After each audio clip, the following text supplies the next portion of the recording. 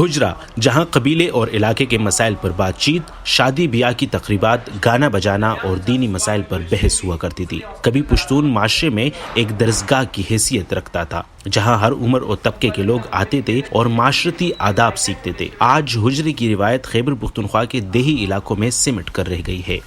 گاؤں کی سطح پہ ہوتا تھا پہلے، اب لوگوں نے چھوٹے چھوٹے بیٹھک بنا کے اپنے مہمان خانے بنا کے وہ حجرے کا کلچر جو ہے نا وہ خراب کر دیا۔ دوسرا یہ کہ ٹیکنالوجی کی وجہ سے بھی جو ہے نا وہ حجرہ جو ہے نا وہ کلچر خراب ہوا ہے۔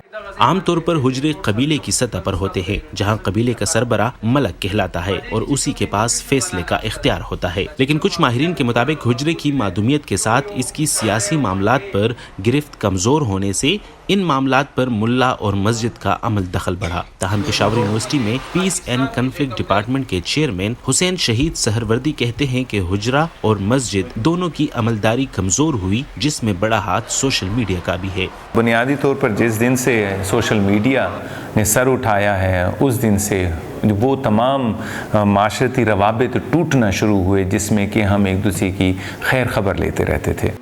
پشتو زبان کے شاعر اور پروفیسر عباسین یوسفزئی سمجھتے ہیں کہ جن علاقوں میں حجرہ کلچر مضبوط تھا وہاں انتہا پسند سوچ کو پروان چڑھنے میں مشکلات پیش آئیں۔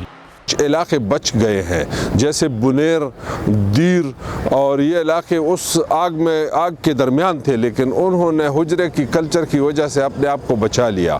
پشاور یونیورسٹی کے پشتو ادب میں حجرے کو ایک عجائب گھر کی شکل میں زندہ رکھنے کی کوشش کی گئی ہے تاکہ آنے والی نسلوں کو ان کی ثقافت اور روایت کے بارے میں بتایا جا سکے۔ اسی طرح ثقافتی اقدار کے لیے میوزیم کی جب تعمیر کی جاتی ہے تو ایک قسم کا کلک دینا ہے بچوں کو جو بھی آتے ہیں کہ یہ ہماری اقدار تھے، یہ ہماری رواج تھے، یہ ہماری روایات تھے، یہ ہماری تاریخ ہے، اس سے جڑ کے تسلسل کے ساتھ آگے چلنا ہے۔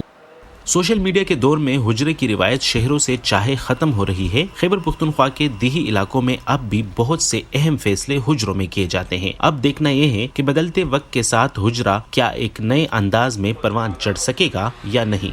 عمر فاروق، وائس آف امریکہ، پشاور۔